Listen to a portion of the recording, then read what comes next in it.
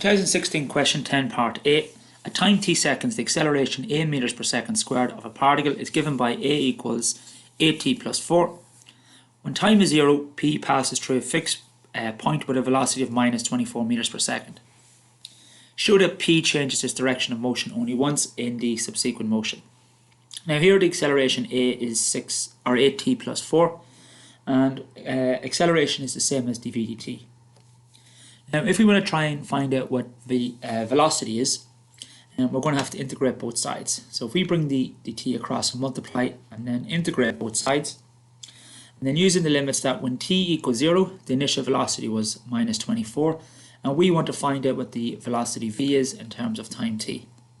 Now on the left hand side, if you integrate dv, this just gives v, and on the right hand side, if you integrate 8t plus 4, this just gives 4t squared plus 4t. If you substitute in the limits on the left, this gives v plus 24, and then on the right hand side you just get 4t squared plus 4t. So this means that the velocity equals 4t squared plus 4t minus 24.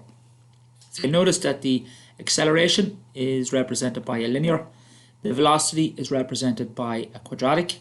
This means that the displacement would be represented by a cubic. And a cubic can have two turning points. It can have a maximum turning point and a minimum turning points. And it's at these turning points is where it changes direction. So the dt, which is the same as velocity, when that equals 0, this will determine where p changes direction. So p changes direction when dt or when v equals 0. So if we substitute in v equals 0 into our quadratic, you get 0 is 4t squared plus 4t minus 24. If you divide everything by 4, 0 is t squared plus t minus 6.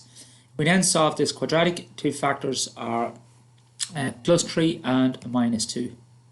So that means t equals minus 3 or t equals plus 2. And time can't be negative. So this means that the only time when p changes direction is when t equals 2 seconds. Part 2 then, we want to find the distance travelled by p between t equals 0 and t equals 3. Now, distance is the same as the area under a time velocity graph. Now if we sketch the quadratic, so we had the two roots, we had a minus 3 and a plus 2. Now we're looking for the area between 0 and 3. Now we need to split that up and go from 0 to 2 first of all, and we can call that area 1, and then go from 2 to 3 and call that area 2. So we can calculate these areas using integration. Now area 1 would work out as a negative value, and area 2 would work out as a positive value because it's above the horizontal axis. So we have to deal with these separately. So to find area, it is the integral of v dt. So it is the area under a time velocity graph. So here we know that v equals 4t squared plus 4t minus 24. Now that is the same as the sdt. So we're going to have to integrate both sides again. Now to find area 1 then, we're going to be using the limits. We're going to go from 0 to 2. So area 1, limits go from 0 to 2. And a v, which is 4t squared plus 4t minus 24. Now if you integrate that, this gives 4t cubed over 3 plus 2t squared minus 24t. And then if you put in 2 first of all, now when you put in 0 then, it just gives 0. So using a calculator, area 1 works out as minus 88 over 3. Now because area is positive, that means we have to use a plus 88 over 3. So area 1 does equal 88 over 3. To find area 2, we have to integrate using the limits from 2 to 3 this time. So we integrate v using the limits from 2 to 3.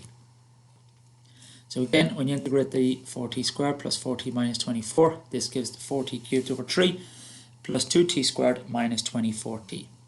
And this time we're using the limits from 2 up to 3.